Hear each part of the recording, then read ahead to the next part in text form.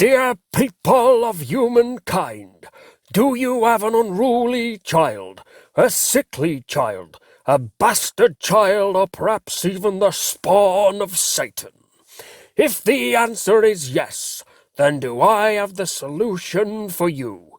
Willem Dafoe's Back to Formula. Yes, Back to Formula. Top scientists from around the globe have worked in tandem with the legendary actor Willem Dafoe. Just one small spoonful of this safe for kids wonder serum will take care of your child's needs forever. If you care about your kids, you'd put some Willem in 'em. Willem Dafoe's Back to Formula, available at all pharmacists. Back to Formula.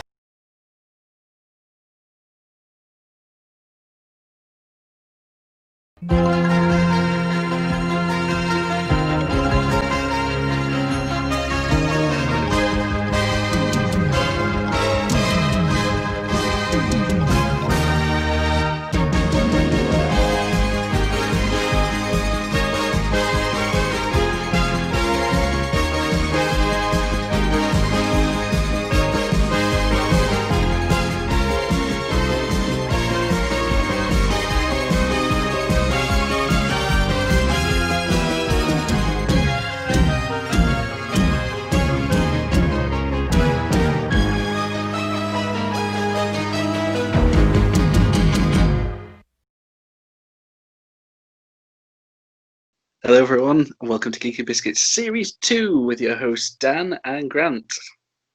You think this is the real Grant? It is. How you doing, pal? You right? Yeah, I'm good, mate. How are you? Welcome back.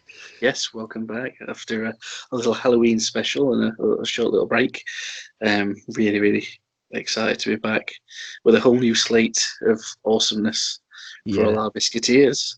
Yeah, absolutely. Let's get started. Let's go. Yeah. Let's go with Paul Verhoeven's 1990 sci-fi classic, Total Recall. Well, For the memories of a lifetime, recall. what a lovely singing voice you have. Oh, mate, Total Recall, right. Well, let's dive straight in. You know, the format's stayed exactly the same because why change perfection? But yeah, absolutely. Yeah, that's yeah, it, mate. you're right. That's my excuse for not showering or getting changed every morning. Oh, bless you. Yeah. So, right, so for you, Total Recall. What's your earliest memories of? It's a film I don't think I actually saw maybe till I was about 15, 16. I always remember it being advertised for TV, maybe ITV, something like that. And I always can remember seeing this scene where obviously Arnold's in the woman makeup and then her head parts away and reveals his beautiful animatronic face. So it's always one of those that's intrigued me. It's always one of those that I was like, oh, I need to watch that. And I just never, I don't know what it was. Maybe I just never got around to watching it. I don't know if you've been on the movie channels when we got Sky, like late 90s, well, probably mid 90s. But I think it must have been just like, like we said before, when me and you got to that age of where we'd be studying and college and stuff, where we just used to buy endless supplies of fucking DVDs and stuff. Yeah. So yeah, that was really my earliest memory. And not to skip ahead, but I suppose it's always one of those films as well that I always watch. And then if I don't watch it again for maybe like 3 or 4 years, I know everything, like the ending points, but like some of the plot I forget. It's just one of those films. I think it's because there's a lot going off. It's a nice little mystery, so it's always nice to catch back in with it and see if I can remember it correctly and that. So, but yeah, nothing too. I never really grew up with it or anything. I can just remember every time I heard Total Recall, I just remember, before I saw it, like I need to see this film. And when I saw it, always having good memories of it. So yeah, that's about as exciting as it got. What about yourself? For me, I think it was Being I kidnapped in the remember middle of the night, dragged downstairs. it wasn't not in the middle of the night. I think it was probably early afternoon. But I think it was like there was the big thing about Terminator 2, and was it Yeah. when that was that hit, everything was massive. So I think like now when films film 4 tend to do it if they've got the rights to something. When something's new coming out, like a new Terminator film, they'll show the last couple of Terminator films or something like that. Yeah. And I think they were going through a bit of a Schwarzenegger season. I think you're right, probably ITV, like the Diet Coke ITV, Saturday nights, I think. And it was on. I'm sure it was one of these things that Dad was just like, watch it. We'll take this off the TV and make sure you watch it. And Yeah. Dad would just be like, oh, it's you have to be careful. It's got a little bit of swearing in it, and he kept the three breasted woman as a complete surprise. And but he just like sit down and watch this. It's great. And my dad, all my dad would ever say was, I want to know what your thoughts. Even at a younger age, he was like, I want to know what you think at the end. What's going off at the end, because that was the important bit to him, was whether Doug had the implant and was had his brain fried, or whether what was happening to him was real. Yeah. And I think that was to go on later is like a big selling point of the story. So yeah, it's just one of those things I like to revisit every couple of years, because it's so. I mean, coming off for RoboCop, Paul Verhoeven, so it's the only other film I'd seen at that time of Paul Verhoeven's, and that is so over the top with its violence. And Total Recall again I forgot how violent it was in places. Oh, when his work mates all surround him, and he's like he shoots them. I was actually said to my wife, I said, I really miss watching old action films, because when somebody was shot, they stayed shot, like you saw chunks, like the bullets like must have been like. Oh, the scripts are amazing, aren't they? Yeah, it's unbelievable. Yeah, sorry, mate. I was just going to add to that. That's. So I think it's just there's so many sort of memorable elements to come away. I think it's Total Recall, and sort of, like I said, revisiting it just because it's some of it's so over the top, but some of it's quite nuanced for a Paul Verhoeven flick, I would say. And you got Ronald Shusett and Dan O'Bannon, who wrote Alien, who were in charge of the script, and I think they've been in charge of the script with Philip K. Dick, who wrote the book it was based on. What is the book again? We Can Help You Remember Wholesale or something. Remember It for Wholesale, yeah. But I think what I read that by the time they got to making it with Schwarzenegger, it had been through 42 drafts, but that doesn't show. It's just you wouldn't not. I mean, that's a crazy amount, isn't it? Yeah. I know I bled out of my earliest memories straight into. No. That's yeah. But, we need segues. That's it, yeah. T-shirt. Definitely, mate. Yeah. But yeah, so it's to finish off my earliest memories, I watched it with my father, as very much the other, a lot of the other stuff that I used to watch. And what did he? What was he pleased with your answer? Yeah, I think he'd have been pleased either way. I think it was just that I thought about it and didn't just sort of watch it and that was it. I think the fact that you could have a conversation about that ending. Yeah. That it's that were enough for me dad to be happy with, really. But if it's alright to flow back into the production side of things, because I sort of threw up all over the start of this. Your cup runneth over. That's it, mate. Yeah, definitely. the 42 drafts, for half a second, I actually thought you said 42 giraffes, and there's always that thing where they're like, if you give a monkey a typewriter, it'll eventually write something. I was thinking, why are they giving monkeys typewriters if giraffes are like creating Total Recall? That's it. Yeah, they gave 42 giraffes a copy of Philip K. Dick's book and went, "Do what you can with that." But yeah, so I mean, like I said, so 42 drafts of screenplay. I think Dino De Laurentiis was going to do it at some point, and then his company went bust. And apparently, Schwarzenegger was like, "Oh, well, Joel Silver, you buy that for $3 million." Which was relatively cheap apparently back then. And he's like, I'll star in it. I'll make it a vehicle for myself. But he was paid something like $10 million for it, and got 15% of the profits. It was part of his deal, but he also got final say, which at Schwarzenegger's career at that point, yes, he was coming off of sort of Predator, and he'd done the Terminator, Predator, and Conan and all that. He'd not quite hit Terminator 2. No, not yet. But this was like, I think, the first big step up to being the huge action star. Yeah. The Hollywood icon. So to have that kind of pulling power, you decide who gets to write, who gets to direct it, editing, stuff like that. It's just really impressive. Because it is, because he wanted to work with Verhoeven, didn't he? And I think it was on his idea that Verhoeven get the gig, because he was massively impressed by RoboCop, wasn't he? Schwarzenegger And I think David Cronenberg had a crack at the script at some point as well, and he's uncredited, but he's the reason the mutants and Quato are in it. That's all David Cronenberg's stuff. Well, I used to like just a funny story for you. Obviously, my family and stuff. So my sister's partner, he's a huge Total Recall fan, and he always used this amazing impression of Quato. And it used to be like his little party piece he did. And then when my niece was born, Eva, he used to pick her up as a baby, put her under a shirt, and just go, "Open your mind." He was holding her hand high. It was amazing. Not my earliest memory, but it's still a fantastic memory. Oh, that's amazing. I've yet to do it with mine. Oh, as soon as she can hold her own head up, mate, get it done. Yeah, I will do. Absolutely.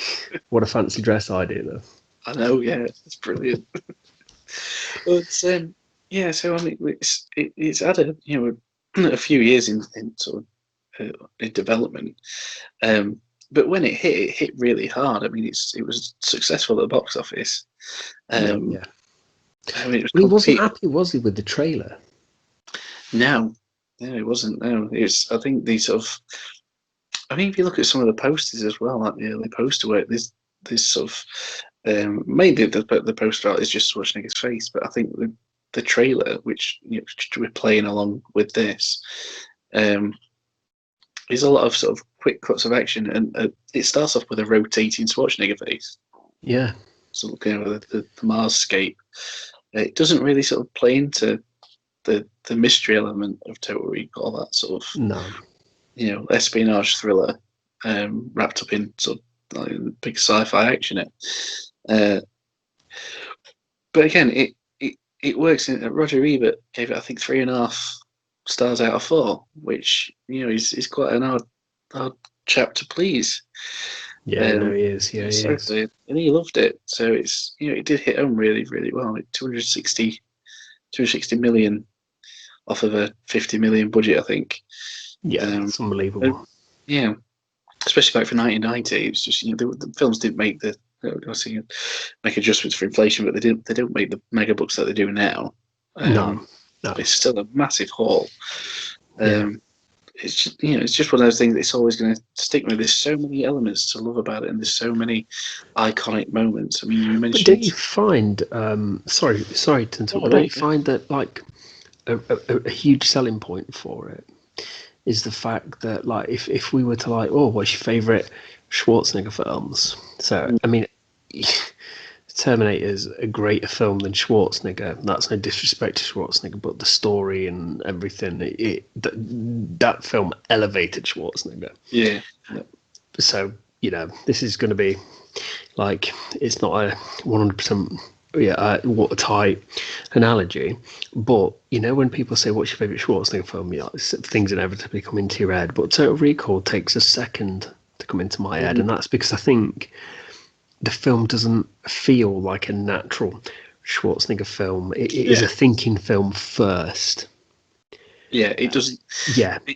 I think you're right, because I think a lot of films were advertised as the name Schwarzenegger it became an advert in itself. That if you saw that name, you knew kind of what you were going to get. So Yeah. Like you said, the Terminator, all this, they weren't, Schwarzenegger wasn't the main star in Terminator and stuff like that. But when they started putting Schwarzenegger on posters, Yeah. That's when you knew. But you're right, Total Recall, it doesn't scream typical Schwarzenegger fare, and it is a thinking man's film. It's for all its over the top violence and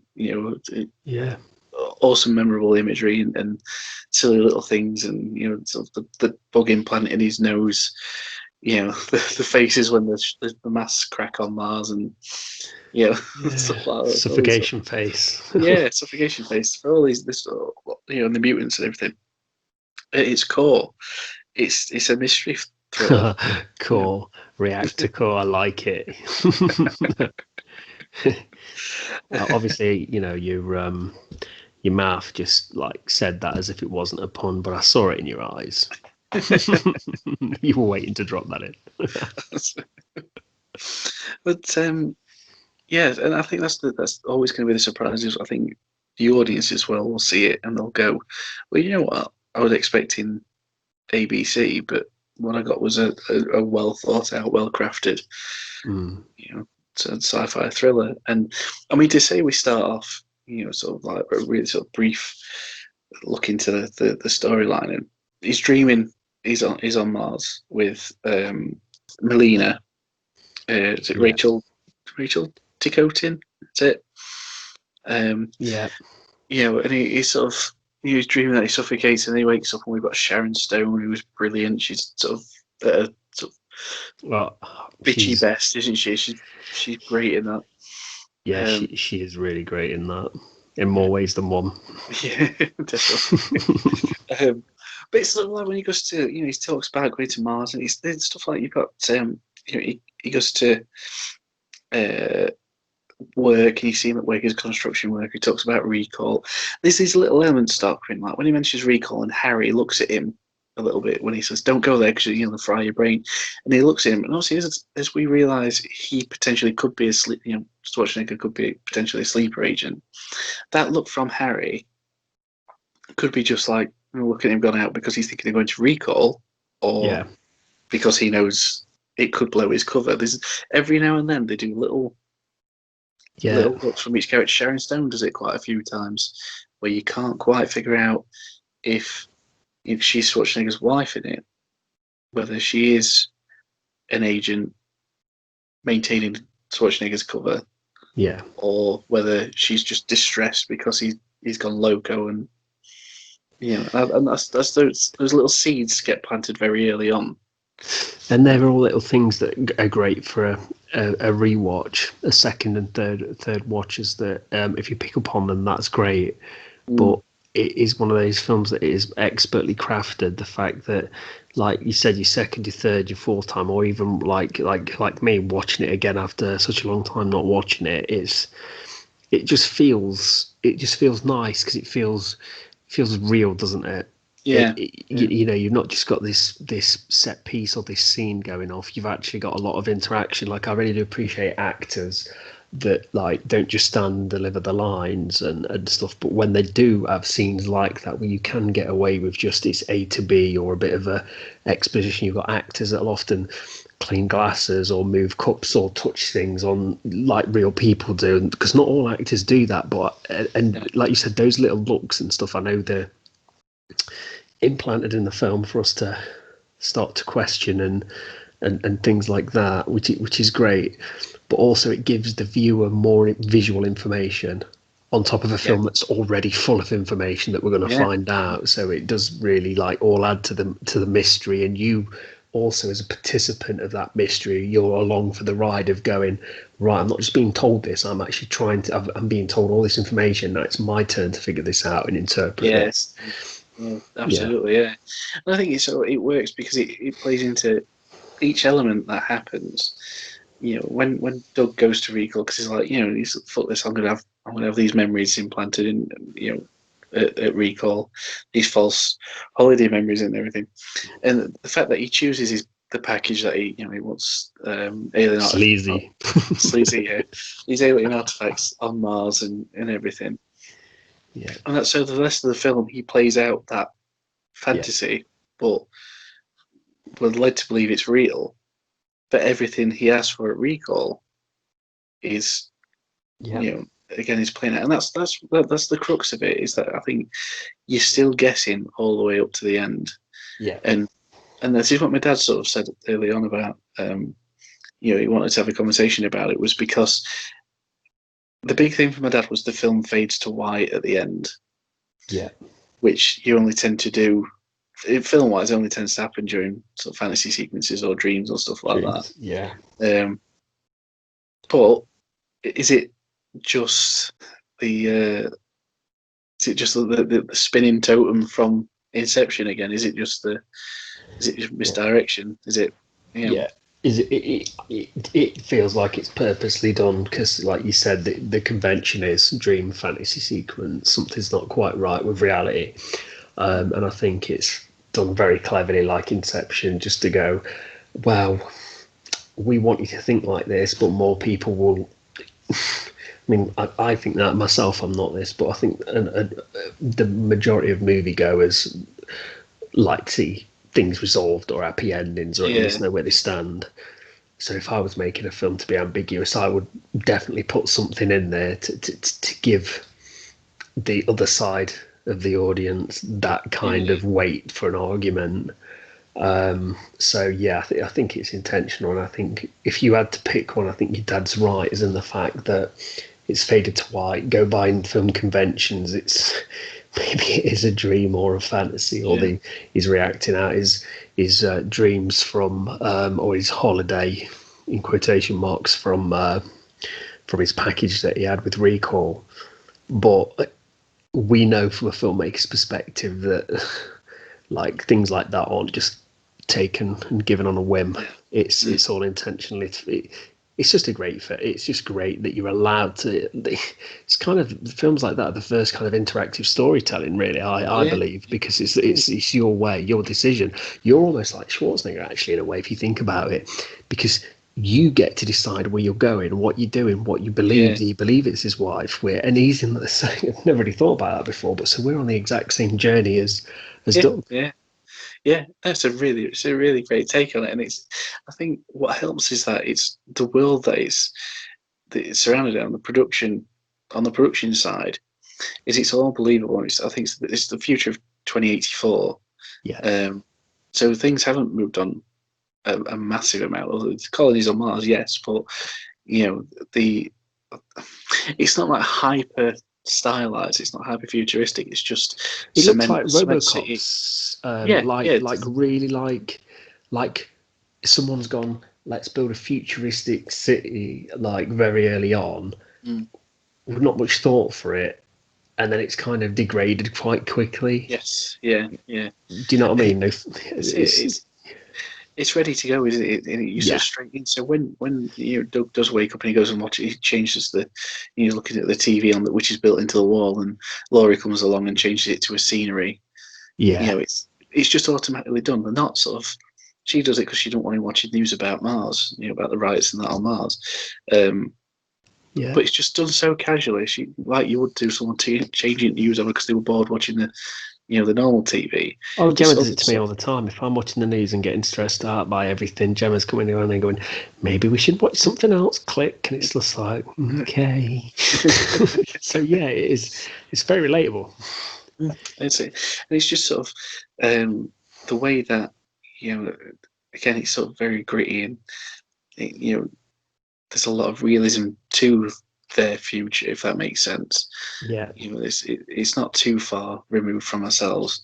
But then they have those little elements like one of the most memorable things comes out of it, and they always show it in trailers, especially when it's on TV, is when he walks through the X-ray screen. Well, actually, you're right. That has got to be one of the most memorable things. Yeah, because it just looked fantastic, didn't it? It just looked so good, especially the bit where he's got the gun on him and he sort of looks left to right and then launches through the animated, launching through the screen, and Schwarzenegger comes through. But I think I it's might have seen equal. that on Movies, Games and Videos, actually. Yeah, That trailer, yeah, the first thing. Yeah, yeah. brilliant. Oh, what a show! Oh, yeah, you mentioned Aside that from within the first season, and yeah, it was amazing. it was. But it's sort of like when the difference, obviously, Mars was designed really well, and what they didn't do, which I was glad with when we finally get to Mars, is that it wasn't the futuristic cityscape. Yeah, You know, it was a fucking slum. You know, it was. yeah, You know, you had the absolutely. I'm going to cast in a little while, but you had the wonderful Roddy Cox living the high life, but yeah. in his little sort of his penthouse suite and his office and everything. But even so, the view for him was just red, Shithole. so Yeah, sea of red, yeah. And it's and even people who go to when people who go to work there on the train, they seem to hate it. People who are living there hate it because of the riots that are going on between yeah, um, Ronnie Cox's Coagan and the mutants, and then you get to Venusville, which is just you probably think the possible seediest part of Amsterdam you could ever imagine, yeah. tucked away in this little cave somewhere on Mars. Again, Mars is all lived in. You can imagine that colony's been there quite a while.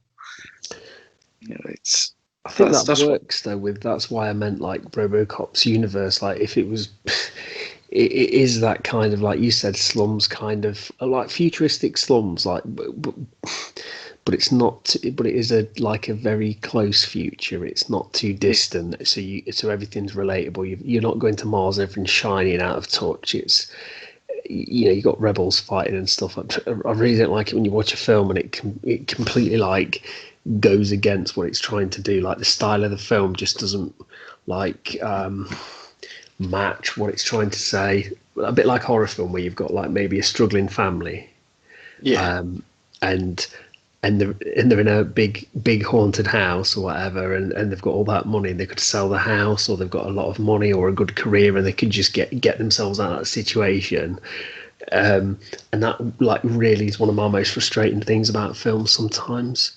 yeah, Whereas like with this, when you've sometimes got such like a futuristic city and everybody's looking so smiley and happy, or yeah. you think, well, why if it's like that, why do you have rebels? Why don't you get out of there? And everything just seems so oppressive and dark and red and lived in and real that it just like creates that world again, doesn't it? Your Yeah. mind doesn't start to pick holes in Well, things. no. Your mind is taken along for the ride. Yeah, yeah, Whereas, like I said to you, I mean, you've always complained about that horror film where we sat there and going, "Fuck me, these families don't poor people ever get haunted? Why, if they've got that much money, why don't they go somewhere yeah, yeah. like Absolutely. true world building, not just world building, like true realistic world building?" Yeah, completely. And I think it's so just becomes part of. It's almost like another character, Yeah, and it really stands out. But to sort of move on from that a little bit and get onto the cast, yeah, sort of properly. Obviously, we've got Schwarzenegger playing Doug Quaid, stroke Hauser. Uh, yeah. And I'll give him his props. Schwarzenegger sort of still in his sort of. I don't want to be unfair to him and talk about it because he's a star. He's an absolute icon, and but I think where acting chops come, and I think this what I mean by this is if you look at Stallone at his acting chops, and yeah, his Rocky is different to his Rambo. You look at Stallone in Tango and Cash, where he's yeah, very eloquent, very it's probably the clearest you'll ever hear Stallone yeah. speak in Tango and Cash, whereas Schwarzenegger was just always Schwarzenegger. But Schwarzenegger in Total Recall, his acting capability is much more nuanced than, let's say, Commando. Whereas I absolutely adore Commando, Oh but yeah, there's definitely you know, a change in his acting, yeah. I would skill. say, yeah, I would say that because it's quite funny because I was watching. I mean, dependent on personal circumstance, I always try to watch the film the night before we record. Yeah, To get have it fresh in your mind. There was a point last night where I sat there and he was, he's in the office discussing the packages, what he can yeah, have and stuff like that. for no particular reason, it's not a standout scene or anything particular, but I was sat there and it just hit me, and I thought, I wonder if this is the first film where Schwarzenegger really had to kind of like decided to kind of hone his craft a little bit, to ask for more from a script, to want to do more, because I'm not a professional actor myself, but when you're as big as Schwarzenegger at the time and just getting more popular and about to probably, because you know what projects you've got lined up and you know what's going to happen, and you're probably projected for stardom, like unbelievable stardom. It would be very easy to play it safe, like so easy to play it safe and keep doing what you're doing. And then, like, just thinking, off topic slightly, he went to try Last Action Hero like 4 years later, which was totally different for him. Yet again, almost a film that's too ahead of its time at the time. Yeah. So it does make me wonder whether Total Recall was the film that did set him along the way to do a little bit more.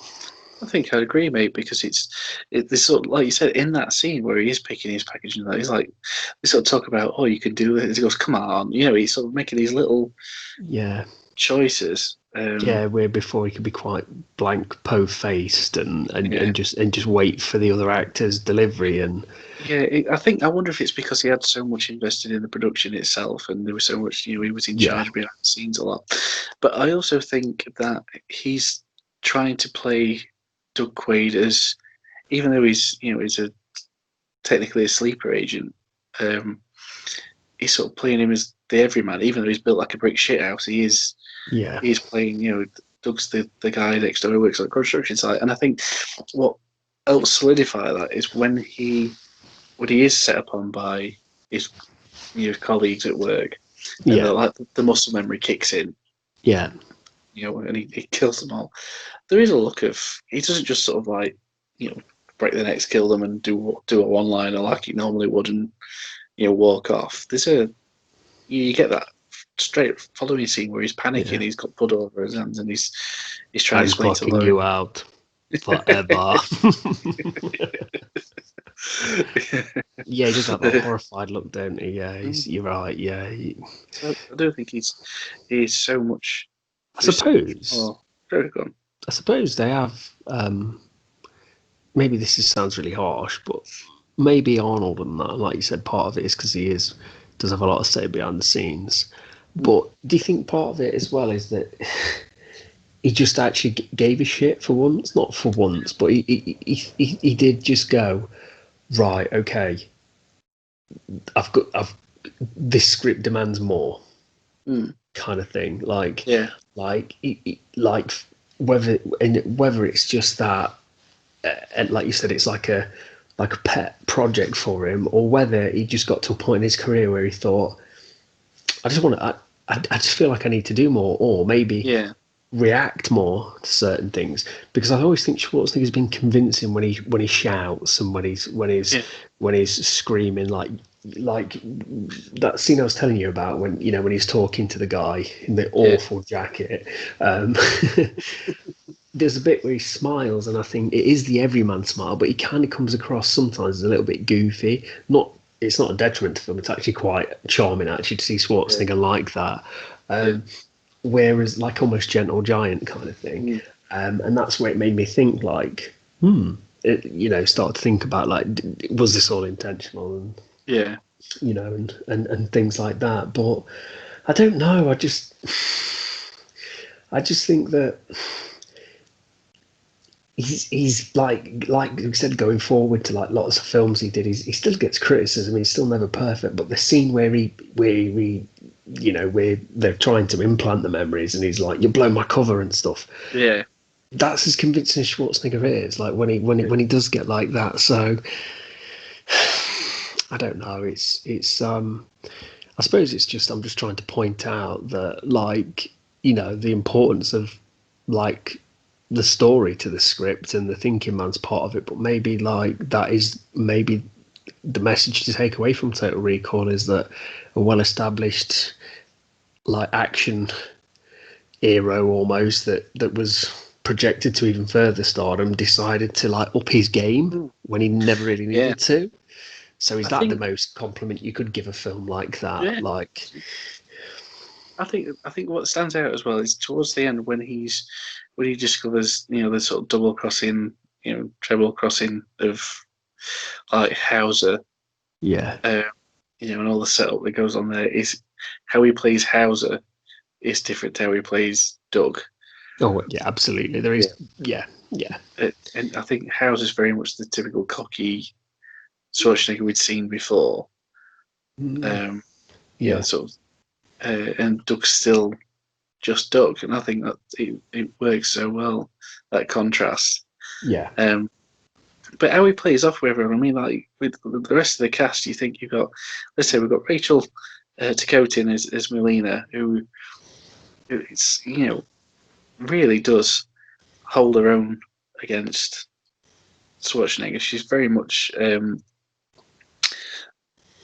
as a she's not like the a victim no, or not at anything. all. She he sort of goes and searches her out um, because they've got history and but she's part of that resistance, Yeah, and you get to see that. And I think when it comes across is just how her introduction to him, reintroduction to him, sorry, to Schwarzenegger.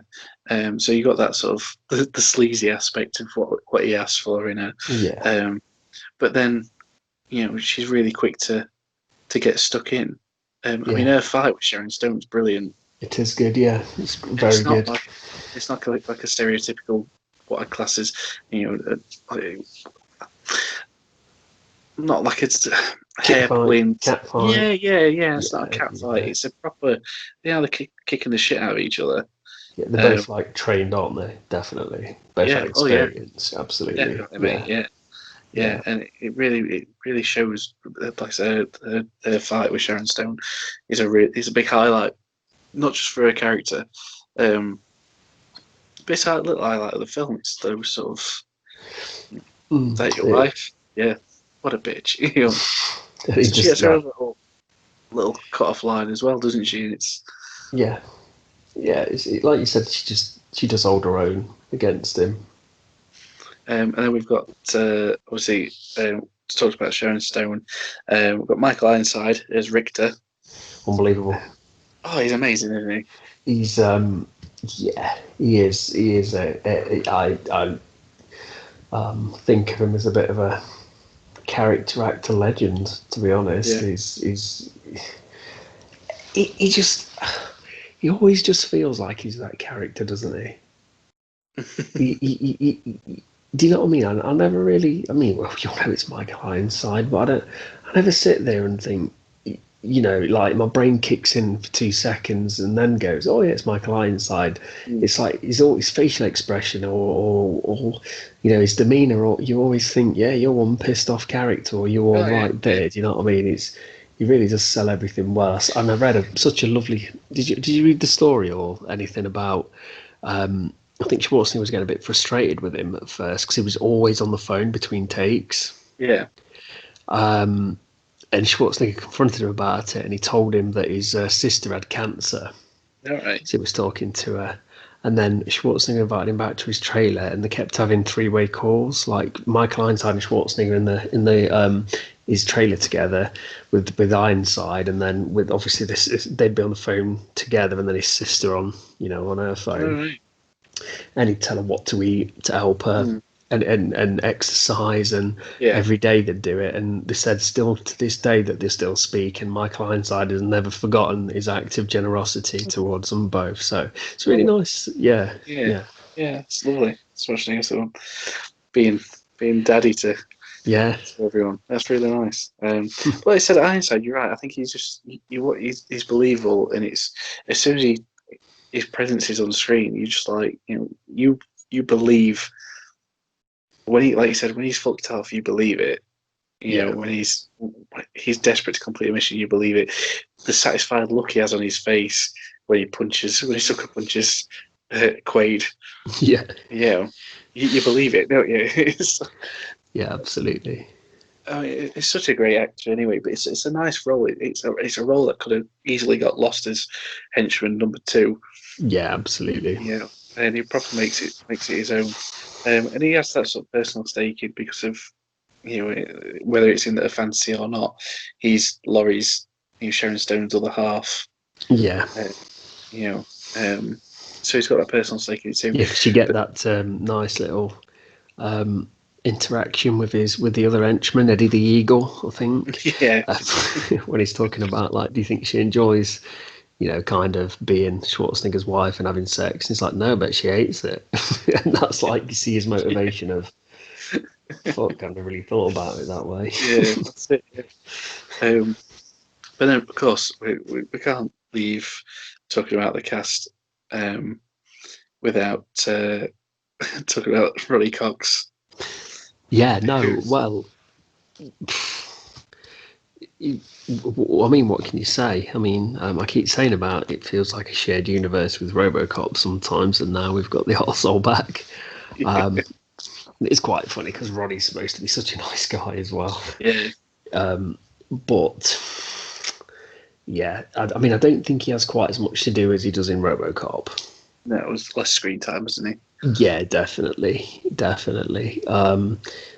But he's such a prick. He's so good at playing the, like, just the corporate jobs with, like, like fat cat, like, I'm gonna stamp on you, deal with it, like, I'm better than you. And it's like it's not even the kind of smug, like, prick that, like, or like the grease, the snake oil salesman. He's just like, I don't give a shit. Yeah. And he gets satisfaction from being able to speak like it. And he's fantastic at it. Like I told you before, he's RoboCop. I mean, he plays the corrupt senator in the Stargate SG-1 series, and he's a wanker in that as well. Like, it's because it's a continuous, like, recurring role for him. Yeah. He's like the biggest wanker he's ever been, and he like takes it up to other notches. And then, I mean, it gets to a point, doesn't it, when it just feels like, who are you going to call? Ronnie Cox. Yeah, like, he must have been on speed dial for so many people. I bet he must have turned down multiple roles like that in the 80s and early 90s for. I like the fact that he's playing it almost like if Dick Jones hadn't died in RoboCop and got promoted. That's Coagan. Well, my theory is that he got shot out the window. Yeah. And his arms were so long, he bounced off his arms and went into space. It's just, we talked about the delivery of lines before, and we talked about, was it Anthony Heald in Deep Rising? Yeah. And his fuck 'em line. Yeah, that's so good. Fuck 'em. Yeah. And Ronnie Cox gets to do it brilliant. It's when they're sort of starring Venus, what do you call it? Venusville. When he, and he, and said, "Oh, what? The star of Austrian. What do you want to do? Nothing." It goes, "But they'll die. Fuck them." So good. He just does. It's just absolute power corrupts absolutely, but I don't think it does with him, because I think it's absolute power. You remain a bell end because you were to begin with. Oh, he so is as well, isn't he? Yeah. He's absolute. He's the perfect bell end. You're right. He's but he's so watchable doing it. The thing is, though, it's like, from a character's point of view, he's like, he doesn't have any fun doing it as well. It's just he's a miserable bell end. Like in RoboCop, when he's like, he's a cyborg, you idiot. It's like he can't even just appreciate anything for a second, or take a second, or show any remorse, any smile, any kind of happiness. It's like he's focused, isn't he? He makes me. Yeah. It's like, sorry, I was interrupted, but he's saying about how, he doesn't take any enjoyment out of it. It's almost like he's been put there by someone. They've got tired of his bullshit and gone, do you know what? The Mars job, just fucking give it to Coagan, just shut him up. Yeah. Make it CEO, just send him off. That's the last we'll hear of him. Yeah, and he's happy that, like, he's going to be paid and have all this power, but it wasn't his choice. He doesn't want to do the job, but he's just going to do it get the results without doesn't like care who he fucks over. Like you said, fuck him. Fuck 'em. Yeah. Yeah, Well, I don't that's pay you to sort of- think. That's it. Yeah. What the fuck's going on down there?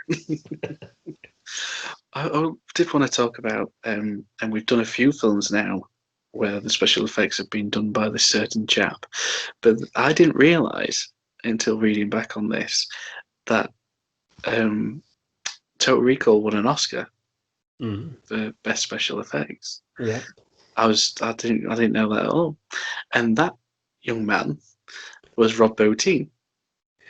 I know. Who's It has been a little bit incredible that we've continued to. He almost got to be the third host by now. Yeah, wherever he is, bless him. Yeah. But again, that design work,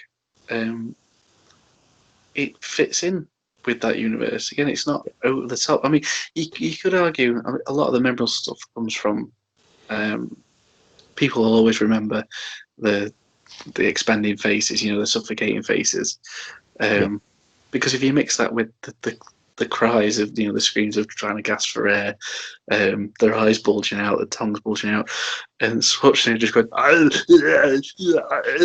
Yeah, what they did is they got like the actors on ready to do it, and they got the prosthetics, and then they were like, "Arnold, we've not even got you ready yet. What are you doing?" And that was the final.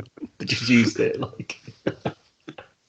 But yeah, so it's the there's a couple of scenes with puppets. Like I say, when he pulls the giant fuck off tracking device out of his face through his nose. That makes it memorable. The when he's dressed up as the woman. Yeah, that's yeah. It's the one thing that always gets me, and it doesn't bother me as much as it probably should. But when he's the woman, and whether it malfunctions or what, I'm not sure. I always took it as a malfunction. Yeah, The whole 2 weeks, and then he twists his ear. Yeah, that massive fucking pipe comes out the side of his head, and when it goes back in, you think, where the fuck did that go? Yeah, Come from? It's like, because the way the mask comes off, which is a brilliant little bit of animation when it comes off, you think that must have gone straight through the centre of Schwarzenegger's skull. Yeah. Well, also there's the fact of that this dumpy woman is now suddenly like a 6 foot fucking British. 2 weeks.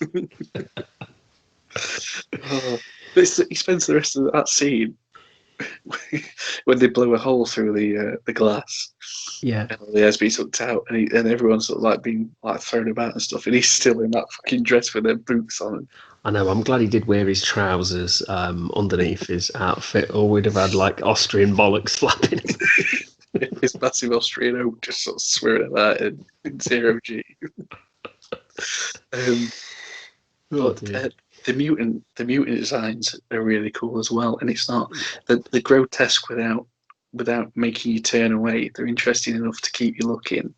Yeah, I think they've got a bit of sympathy to them, haven't they? Yeah. You feel sorry for them. Like, it evokes that sadness. Like, yeah, it's like there's that woman who says, read your palm, you read your aura and everything, and then her daughter comes along and says, I bet I can guess your birthday or your birth sign or something like that.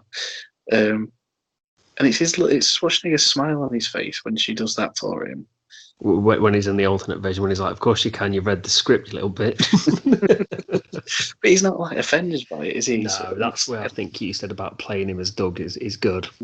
He does have that little bit of like childlike wonder, kind of. And if he is like an implanted personality and not Doug, then it works perfectly for him, actually, doesn't it? Yeah. I think the same with Benny's arm. When Benny's arm comes out, and it's the way that it extends, but then the fingers move away from each other. That's a lovely effect. Yeah, it is. And everything. But I always thought sort of like, when I was younger, you sort of identify with your heroes you make a way of identifying with your heroes, don't you? So you sort of like, if you want to be the action star, you can be big and strong and all this. Well, I can do that because he did that. I'm watching this back. I've become Benny because I do have 5 kids to feed.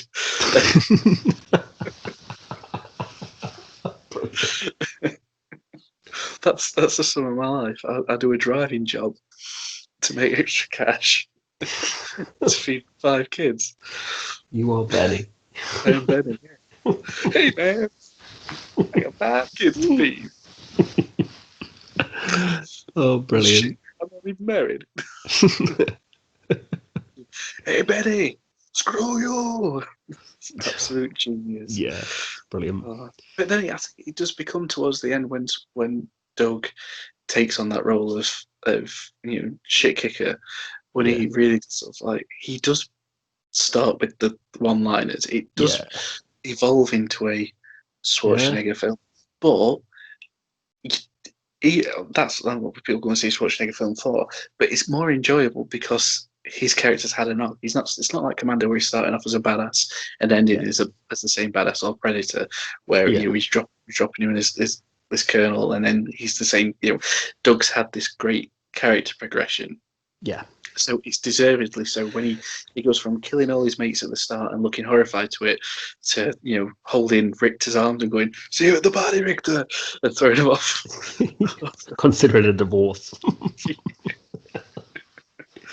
But do you think that works? It's a little bit like sorry, it's not a perfect thing again, but Cabin in the Woods, where you can take it in a very like ground level, but this is a bit of an explanation. Yeah. For what goes off in horror films and cliches, and it's almost like there's a lot of deep meaning behind that film, and a lot of trying to like a love letter to horror films to explain why you get the same archetypes, the same story, the same settings and everything.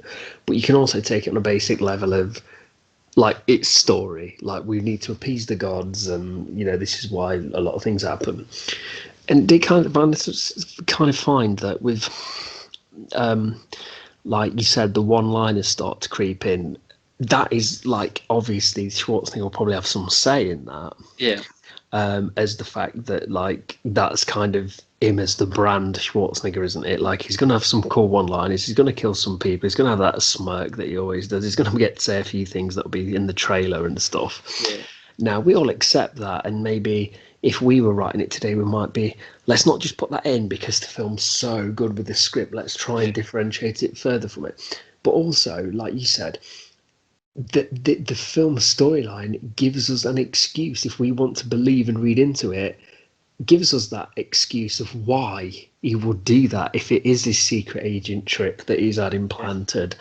So like we have spoke about it before, about you going along that journey, but again I think that maybe the more we speak about it, the more that like it does really stand out now, that it's almost like like an interactive entertainment where you're all these decisions you're going, wow, I'm just left to decide this or that, but actually there are so many little kind of things on the way, and almost unintentionally anything people can think, well, it's a Schwarzenegger film that has to be thrown in there. Well, you can answer that now. That's his fucking secret agent training. It's almost becomes like a great wiper of any kind of like cheesy one-liners. I mean, I personally think that the one-liners are great in it, so I would never want to change it. But for someone who may be a critic of that, you can kind of, stick 2 fingers up to them and say, secret agent training. Yeah, that's it. Yeah. What stands out is, for me, is the scene where they said the guy in from Recall. The doctor. Yeah. Yeah, he's supposed to be the creator, isn't he, of Recall? Yeah, it's Roy Brocksmith, the actor is. And he's it's the fact that he comes in and he gives you the bit of exposition that you're not really here, Doug. You're in a chair at Recall. We're trying to bring you out. We can't. Basically, your options are you take this pill, you wake up in, back on Earth, everything's hunky dory, or you don't, you kill me and you stay in this delusion. So trapped that's the forever choice. in a fake world, kind of. Yeah. So lobotomized. But the genius of it is that if Doug is losing the plot, and he isn't all this, it is all an implant. then Yeah. it's he's got his way out. But they've said to him, if you don't take the way out, you're stuck here, right? Or if he is Hauser in cover, Yeah. then they've got their way of getting Hauser back to Earth and putting him back undercover without him knowing about it. Yeah. Or something, or him going on and discovering what's really going on.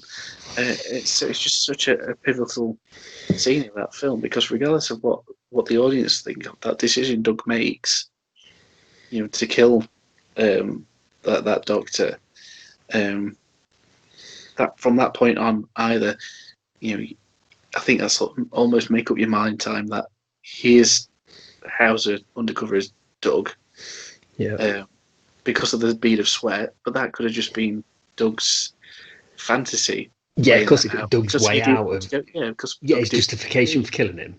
Yeah. And again, it's just such a pivotal but awesome scene. Yeah, and good. I think bringing Sharon Stone into that bit as well, trying to coax him back, but then again, because that'd of have worked for me, that'd have worked. The one time to get a pill out, I'd have been like, okay, let's go. But it's just again, it's such an important, but it's such a good scene. It's played extremely well. Yeah. But equally, it goes from being absolute sort of thought-provoking sci-fi thriller to then some guy getting a bit of metal shoved through his face. Oh, it's great. It's just a great film. And what I noticed this time round as well is that Jerry Goldsmith's music, you get that awesome title sequence. Yeah.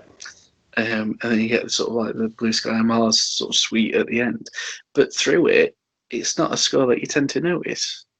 Yeah, I was just going to say the same thing with, when you mentioned Jerry's name, and like we've discussed his work before, haven't we, when we did the Deep Rising episode.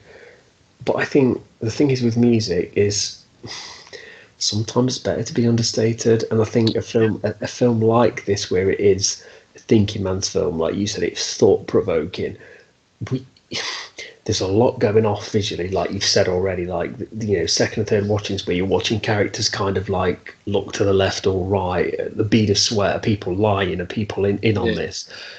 I think you need somebody who's competent enough to put a score there that maybe, like you said, you don't even, if you're asked about it, you'd be like, oh shit, yeah, how did it go? Actually, I didn't notice any music. I need to, do you know what I mean? I think maybe someone who couldn't be as restrained would have taken away from that film, because you've already got so much going off. The fantastic effects, like we said, the set design, you've just got everything leaps. Arnold's larger than life anyway, and captivates your eye. And if you've got another eye left after that, Sharon Stone takes the other one up. So yeah, I don't know what I can say, because right now, like you said, apart from those two pieces, I actually can't think. And I watched it last night. Yeah. So I think I've enjoyed it. I mean, I loved it as a kid, but growing up, I haven't seen this I only watched it last, the start of this week, and I've not seen it for it's probably 10 years. Yeah. And I fucking loved it. It was better than I remembered. I actually remember when I first watched it now, you just said something that's I've just had a recall moment. It was, you tell me if I'm right or wrong, but I'm getting a DVD cover, orange, orangey red, but the case, how you get a case and you stand it like vertical, that's right, yeah?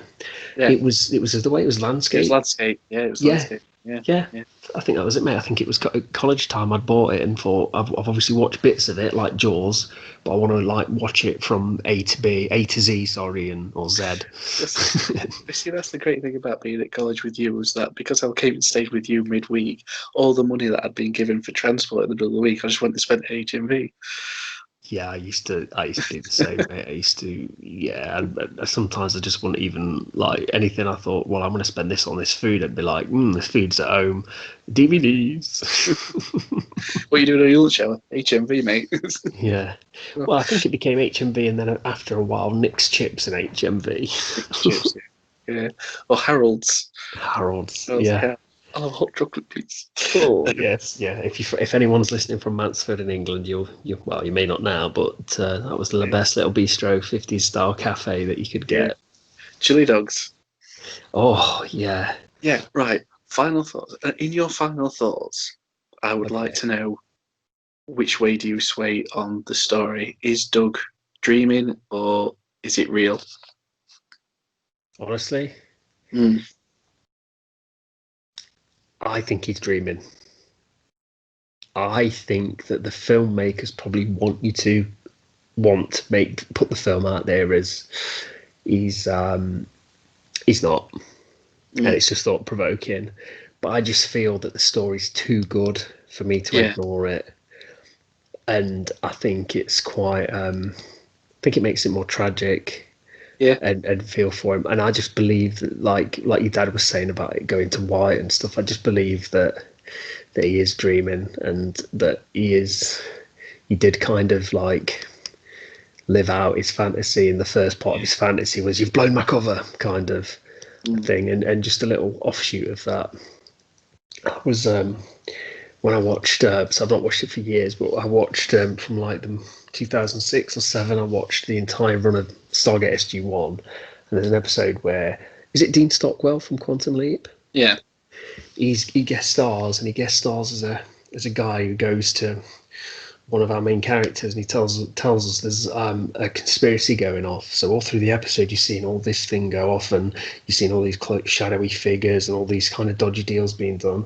And at the end of the film, at the end of the episode, sorry, it's revealed that he's suffering with dementia. Dean mm, Stockwell, it's so sad, and it gives yeah, the ending like elevates, like in hindsight and retrospect you go, oh my god, that means that. yeah, And oh, it's so sad. And then the last part of the episode, he comes up, you realize the character realizes what's happening, and then he goes in and they kind of have this discussion. You think, oh, it's settled, and it's so sad. And then it kind of goes another beat, and Dean Stockwell's like, so now that we're on the level and no one's suspecting us, when do we start again? And it's just like, oh man, it's yeah, so sad to be trapped forever. And thinking of when I watched that back those years ago, I did think of Total Recall, yeah, thinking about that. And I think that although it makes me sad to admit it, I do think that he's been he's a secret. He's had his programming, and he's probably, because when they say the guy that's lobotomized, they had the guy who was lobotomized. I always thought, was that him? But yeah. he's talking about himself, because the guy Well, kind of gives him a dodgy look as well, doesn't he? A shifty look, and kind yeah, of wipes it under the carpet, which works both ways. Like you were saying, it works yeah, if he goes, "How do you know about that?" But also, shit, you're him, kind of. yeah, yeah, So, you, yeah. what's Well, what you said about that is because it all comes down to the dream about Melina before it yeah, all kicks off. But the whole thing about his whole reason to go to Recall and wanting to go to Mars and everything like that, that's his journey to Recall, to having the implant, to breaking out, turning out to be a secret agent. Couldn't this all have been the implant right from the very start of the film? So the dream of Melina was his motivation to go. Do you know what I mean? Was it? oh yeah, yeah, yeah. Could it be that the entire thing we've been watching right from the very start was the start of Doug's implant that went horribly wrong? Yeah, Um, absolutely, absolutely. Of it's. course, it could be. I think. Again, I think I'm the same boat as you. I would love to think that he went off and put blue skies on Mars Yeah, and save the world. But the fact that that was every single thing that he asked for yeah, when he went to Recall, um, just to me just sums up. Yeah, and again, fading to white. I believe that it's all in his head.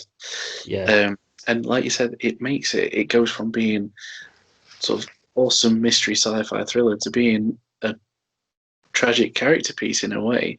yeah. Absolutely.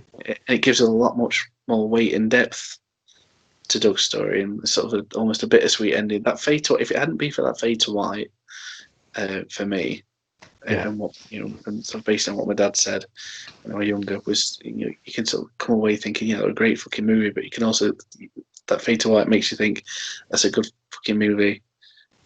and I really need to talk to someone about that now. Yeah. And that's part of its longevity as well.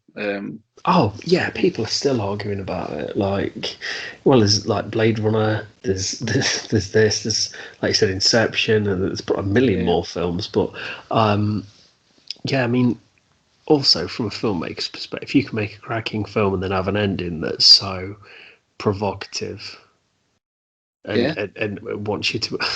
And the bottom line is though, we're justifying our reasons, and somebody else could equally come across and justify their reasons for thinking opposite, and that's all good. But I believe that genuinely, maybe the filmmaker went, I have no answer. I want them to decide. So yeah, it is that interactive part where maybe people on other sides will try and prove that this is the definitive answer. We have looked at everything, but actually, the film's more for you decide. You've seen every yeah, bit of wink from every character you've studied like three or fourth time. You can see, like I did pick up on the guy, the sales guy at the beginning when he yeah. says that lobotomized, and I thought, does he mean him? Mm, Like, and you see the uncomfortableness in his face. Does that have a double meaning? Do you know what I mean? Like you said yeah, about you see people looking all the time. Is that intended to be taken that way or this way? And I just think that we'll never know. yeah. Yeah, it would be interesting as well because you guys who are watching us on YouTube or listening to us on Anchor. It'd be nice to know what you guys thought as well. So drop us a comment. Let us know what you think the ending means. That'd be really cool to see.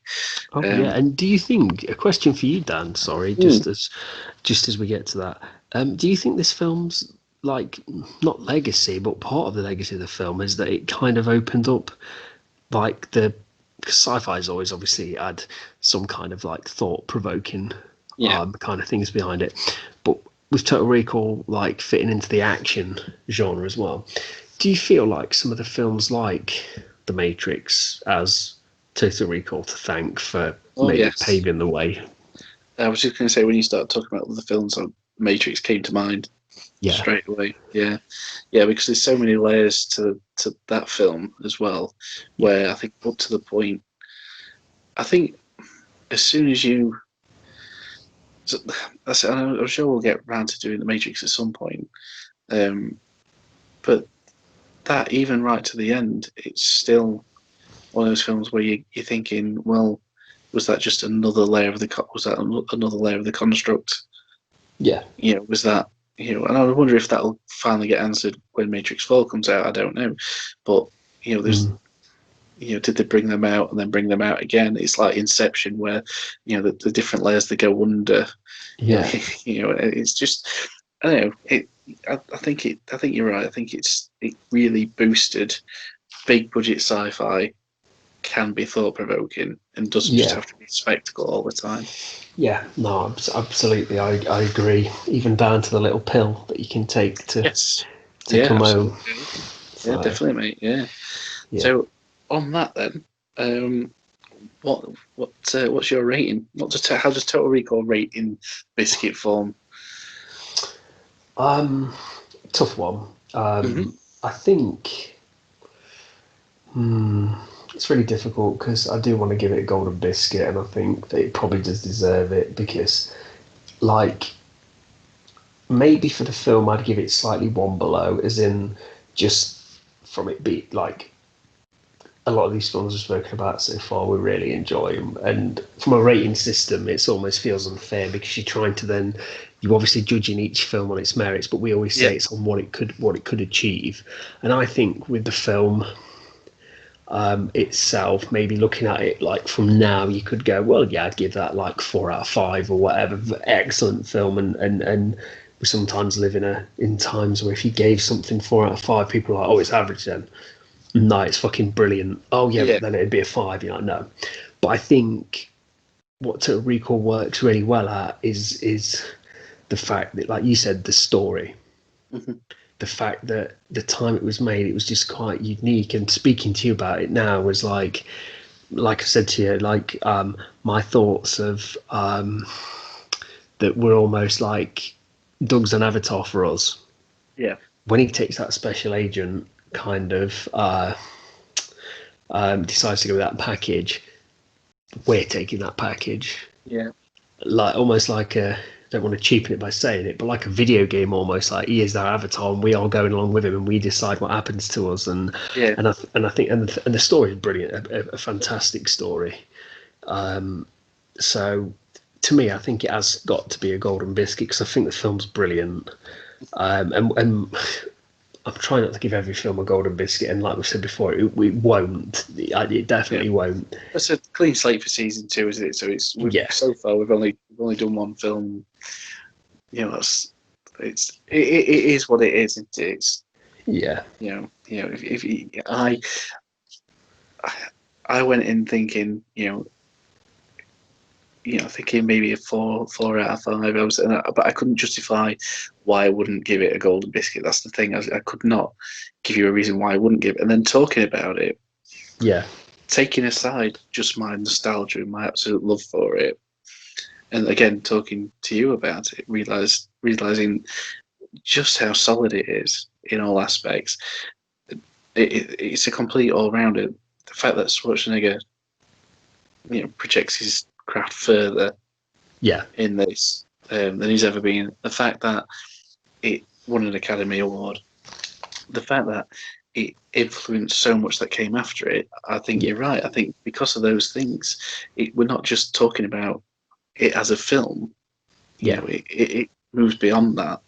So god damn it, gets a golden biscuit. Absolutely, mate. I have to, like I said, I think me and you probably come into it the same, where we're almost trying to like not downplay it, but think, well, yeah, it's great, but every story can't be a 5 out of 5. Sometimes, like it is the like we can't go and say, well, Evil Dead's like one of my personal favourite films, but I can't say the story's 5 out of 5 because it's a very limited story. It's 5 out of 5 if you think of what it makes the most out of its premise. Yeah. And clearly this film is like they could have done a lot more, couldn't they, with the film? They could have focused a lot more on the rebels, a lot more on the story side of it, and storylines and the storyline regarding like the politics of the planet and stuff. But I think actually scale it back. It's a character piece, like you said, and I think it can, and by me as well, sometimes get overlooked. And it's not till speaking to you again where I thought, actually, there's a lot of nuance in this film. Do you know what I mean? And like we said, Schwarzenegger's clearly shown, how much it means to him. There's a lot of people in this film, and they've put a lot of thought into setting up shots, and a lot of thought into, like, even Sharon Stone, like you said, there's a lot of times where you're looking out for clues from visual clues from. So there's been a lot of work, and I think the story's just. It's brilliant, and I think the interpretation of it that I've taken, not just gone out on a whim and taken, but taken from it, which, like you, just means that there is no reason to give it that. Like you said, it's the impact it's had and everything, and I think I'm just trying to over-explain or justify my reasons because I have given top ratings out to a lot of films before, but I suppose we are fairly fresh into this channel, and I suppose the more people that make suggestions, and to be fair, there might even be films we watch where it's our first watch sometimes, and in recent releases and stuff, but we can't minimise the impact of a film, can we? And absolutely. Definitely, mate. Completely agree. No, but before we get our asses to Mars, that's the 6-pack of Mars I've got in the fridge. Well, please, if you like what we're doing, like and subscribe. Give us a comment, say hello. We'll get back to you. You can find us on Instagram, Twitter, Facebook. We're loving some of the interactions we've been getting recently. So please keep it coming, and keep your suggestions coming as well. So I'm really looking forward to seeing, to be introduced to new stuff as well as the great nostalgia trip that we get to have in this. I also got a request as well last night today from one of my wife's sister. Who's probably not an avid listener because busy lives and not being film geeks and biscuit fans like ourselves, but said that they watched a film last night, first time they ever watched it, Bram Stoker's Dracula, and thought, God, this would be a great film to hear what Grant and Dan would think about that. So So Yeah, that's lovely. always We'll nice stick to it on hear the as list, well. which is Yeah, great because that's another film that I absolutely adore, but definitely has its flaws yeah. in certain areas. So that'll be a really interesting one to do. But Fuck yeah, you, Keanu Reeves. Not really. I like you, but god yeah. damn you. I know where the bastard sleeps. Carfax. Blah, blah, blah, blah, blah. But thanks again for joining me, mate. It's been an absolute pleasure. Oh, as always, as always. All right, and I'll speak to you very soon. Thanks, guys, for tuning in. And yeah, keep an eye out for what's coming next. Yep, thank you very much. And yeah, better get my ticket to Mars in the Johnny cab. That's it. Get ready for a surprise. See you later, mate. Bye-bye. Bye. Bye.